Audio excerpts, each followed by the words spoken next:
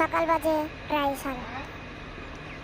হঠাৎই গ্রামের লোকের মুখে মুখে শুনে ট্রেন অ্যাক্সিডেন্ট হয়েছে।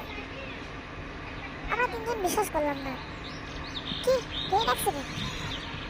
হ্যাঁ, আমাদের মোরাল স্টেশনে সম্ভবই নয়। তাই বিষয়টা ঘটনাটি করার জন্য বেরিয়ে পড়লাম বাসা থেকে। জানি না ভিডিও করার পরে বাড়িতে গিয়ে মার খাবো না কাল খাবো, কিছু জানি। আপনাদেরকে শুধুমাত্র আপনাদেরকে দেখানোর জন্য করে রাখছি। এই যে এই সেতু, যার বগি নাকি লাইন চিহ্নিত হয়ে কলা বাগানের ভিতরে পড়ে গেছে।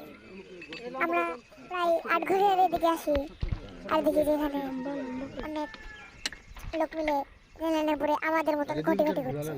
হ্যাঁ, তারপরে আমরা আরো আগাই।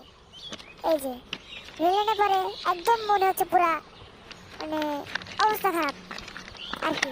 রেলের অবস্থা মানে চোখ যতদূর যায় মানে একদম পুরা দাগ আর দাগ, মানে কমছে না।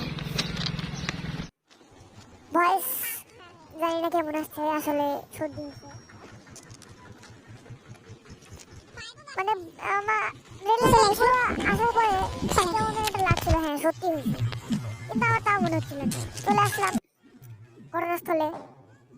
আসার পরে আসি দেখি ওমা সত্যি সত্যি ট্রেন অ্যাক্সিডেন্ট হয়েছে।